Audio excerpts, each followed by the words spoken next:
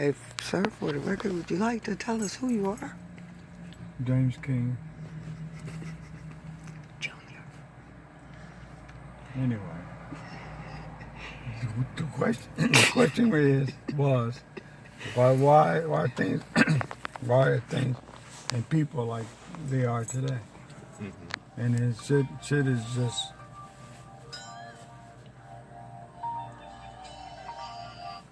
oppression, oppression, and these people are because all this different oppression and coming at people from different points of view. People are running. People from the north are running to the south. People in the south are running to the north. And just confusion is running. And the real reason is the oppression is coming from lack of funds. Why are there no funds? Funds are coming not because the way it used to be, everybody had a job, and every community meant something. But nowadays, all that's being stripped away, and people don't have jobs, so they can't go to the neighborhood hardware store. They can't go to the neighborhood skating rink. It's because of the funds. People don't have to spend towards that. They all spending the money towards survival. And because they can't feel the need to survive, it's because at this particular time, once upon a time, everybody had a job. Everybody who knew who they were. They dressed up, they went to church, and they tried to live a normal life. Not drive nice cars. But nowadays, because the truth of the matter is, because in the economics, by not having a job, those particular cities like New York, Detroit, Chicago, Philadelphia, St. Louis, all those Indiana, Gary, Indiana, all these cities that used to be like the Rust Belts when all the factories were, where they made steel, aluminum, and they built cars. All those things went overseas. That's where the jobs went. And so all those cities got stuck with the rusted away technology and old infrastructure, like Detroit, with the plants that abandoned, like some of these other Ohio, Indiana. So they moved those plants. Where did Mr. King? Where did the plants go? They went from the northern New York, not Michigan, Ohio, Wisconsin. All those places had factories and plants. They didn't want to deal with them because of the unions. So they moved those plants to the south, into Mexico. So they couldn't get them all in Mexico, so we put them in the south. And let those people have a chance to make the money. So left the people in the northern cities stuck, out of work. And so what did I do? It was like a cancer. People they couldn't afford to have those cars no more. They couldn't afford to be with family members. I can't support my family. Family breakups, drugs. Oh, I turn to drugs. Okay. Or I turn to gangs. Okay. But and because a lot of them couldn't afford to pay the mortgage, the house went into foreclosure. So when it went into foreclosure, so many of them at the same time were going into foreclosure. Why? Because of the jobs. Back. Because why the jobs? Because the jobs went overseas. What is that about? NAFTA. So everything shifted from the north to the south, southern plants, and left the cities to decay because they didn't have the workers making any money. The workers couldn't pay their taxes. The city couldn't get tax revenue. so the city couldn't support itself. So they had to say, well, you know, we're not gonna have lights on over there. We're not gonna have this over there. We're gonna have to cut the police force, build more jails. Mm.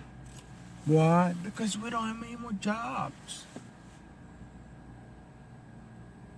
So the people that did have jobs, they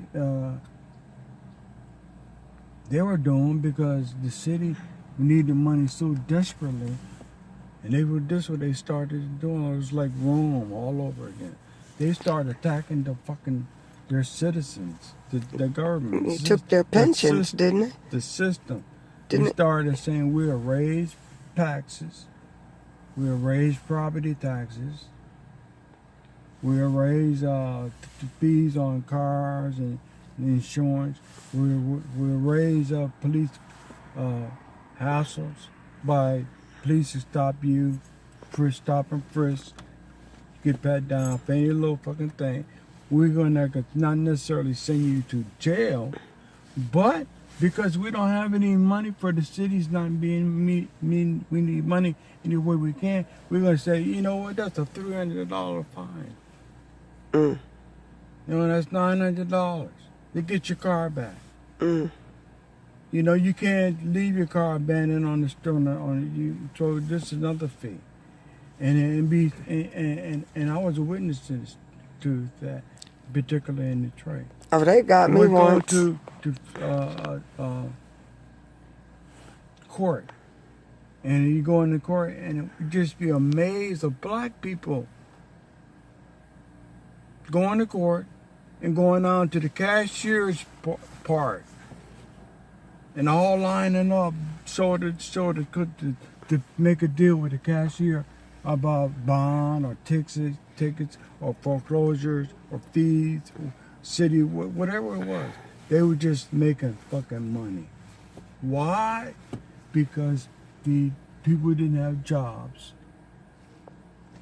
and the city couldn't wasn't getting all this money from General Motors anymore. They wasn't getting all this money from Ford, and the Chrysler had moved out the city.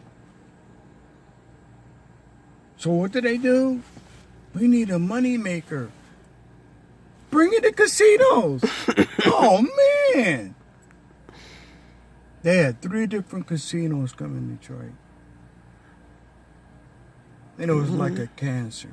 Mm-hmm. We're gonna draw if this problem wasn't enough for jobs, we're gonna suck them dry with a fucking come to the casino with lights and wheels and taking your money. And we free did- food. And they were doing it in Detroit. I mean, it started in Chicago.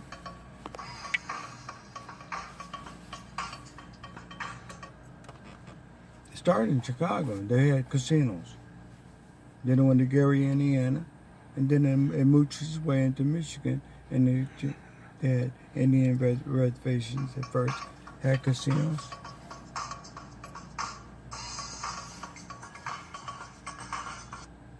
And those casinos even made people more poor. Mm. So more crime. That's when, and then mix that, stir that with some fucking crack and homelessness. So the citizens said, we're doing like the city's doing us. We're just steal for anybody. Mm. So they start breaking in houses, stealing aluminum off the houses, Copper. and scrap. Break in your house and take all your plumbing, take all your light fixtures, Bathtubs. Like, what is this? So we're getting to this point. It was all over the city. So then that's when we made it a shell. We made it sort of shell the houses. So many shells, and the city said, I know we do. And the county and the city was constantly taking it out on the landlord, taking it out on the homeowners, Well, we demand that you board these houses up. Mm. Okay? Who's going to pay for that? There are no jobs. Mm. You either board it up, we're going to take it and foreclose it. Another reason for people walking away. So anyway, all over there was like a disease. All over the city, they were doing that. Then they were attacking the people from another point of view with the school system. Mm-hmm. The school system, the school board was broke because the mismanagement and stealing money. The management was stealing money, and they were retired. Say, man, what do you mean? You don't know what you were talking about. Okay. Well, why would the school board people give themselves big money, make them big $100, $600, $160, $1,000, right? $1,000 Mm. a month? Who's paying for all that? You know, and the city's too broke to buy a fire truck. Mm. Why? Because the city's not making their money. Why it's not making their money? People don't have jobs. So the city was like going down. Mm-hmm. And then speculators would come in like vultures. It's sad. This is a sad story. Nobody ever talks about it. They would come in like vultures on a fence, looking at the rest, whoever's left in Detroit, and they're telling them, okay, your house owes $3,000 foreclosure today. Either pay it or you're going to get evicted. The lady says, well, this is my house. All I have to do is pay taxes. It's $3,000. I don't have that. Okay. I'll tell you what, we'll make a deal. You pay us $500 a month and you can stay in it. And as long as you pay the fine, if you no money down, just start $500 a month. Matter of fact, we can make it next month. $500 a month. She said, okay, all right, that's the best I can do, okay. He goes laughing, he's saying, you know what, I bought the house for $3,000. So how many months would it be if you make it $3,000 back? 3 or 4 months? All that the rest of the time is free money. All over the city they did that. The rich white boys in the suburbs. So the county, the same reason, the county was in on it because the county was saying, because the people don't have jobs, they can't pay taxes. We got to make this money somewhere. We got to pay for the police officers. We got to pay for the school teachers. We got to pay for the EMS, medical people, emergency. We got to pay for those people, and they make a nice salary, okay? But they didn't tell you that you were also paying for the retirees, the people who had retired, from the retired police officers and firefighters and teachers, the old school, they gave themselves 100% retirement fee, 100% of the salary. Even though they were retired, they were getting 100% of the salary. That was a pension thing. That was the thing for those unions. They made those deals. They call it a parachute, a parachute landing, something. Golden parachute. Golden parachute on a retirement. So that's took another toll. So with the casinos, with the foreclosures, with these people on the fence, just sucking these drivers. And there's another thing. They would the cops, the traffic people. They would have a company came in and bought from the city the rights to traffic parking people, and they would drive around on white cars like trucks or whatever, and just as soon as your meter expires, they throw a ticket on. Okay, what's that got to do with the Mr. King? But that was the same people I saw down at the city county, man, the courthouse, full. Mm. And was they making so much money off that? And if there was anything wrong, you got a ticket. And then you hooked it up with the drug thing. We got war on drugs. So the county police, the city police, the state police, all got together. Well, we know what the drugs are. In one hand, they were the ones that were selling, giving the drugs to the dope kingpins, and say sold us in your community. At the same time, saying, "Well, you know we got to do a job." So they drive around and busting dope houses, like they were doing something. And they're the ones who were selling the drugs. They were the ones who were stealing the drugs out of the police, narcotics safe, and putting them back on the street. The police. But so there's another thing that just kept pulling it all down. Man, it's to the point now that now it's backfired on people, on the system. Because not only did it pull Detroit down, or Michigan, it pulled on Flint with the water crisis. Why? Why are those people up there and they're not in Detroit? But they had a plan. Benton Harbor. All those places that had plans closed. People out of work. They own a home. I thought I owned my home for 30 years. Okay. As long as you paid the $3,000 for tax. So that was driving. And then came with the prescription. We were just calming down. We do the same thing we learned how to do in Detroit. We just calming down with drugs. Mm-hmm. You know, we just, we started with weed. We used to call it a 3-pack for $3 to $5. You can buy a tray pack. That's what he remember calling it, a tray pack. And it would be $3 worth of weed. That bitch took time rolled up in the loo in the fall, and like it was a big deal. You think you're on our spot, you be like, give me a tray pack, man. Cool. Walk with heel shoes on shit. That was the time. But then went from that to a little bit more serious type of drugs, on selling on the street, because that never happened before. Everybody else was just abiding citizens. You know, get off my lawn and that kind of stuff, and water in the lawns. You know, everything, pride in the home. But then because of the jobs, even the ones who were retirees and that own the homes or keeping the homes up, they got hit because the home next door to either got foreclosed on, bombed out, drugged out, dope dealers selling drugs. What did you do to your home?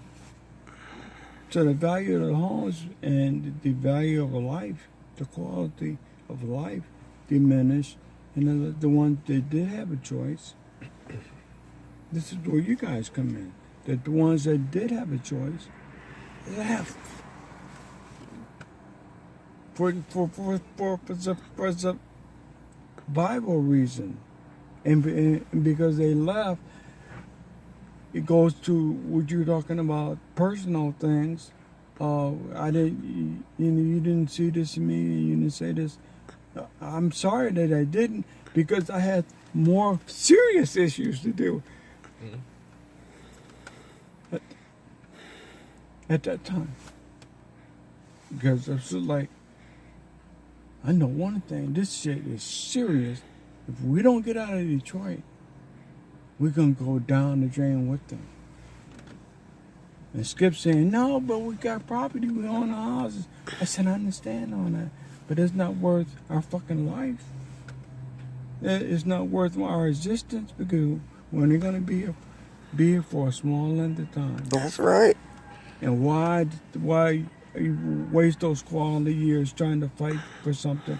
Detroit ain't going down. Atlanta's not going down.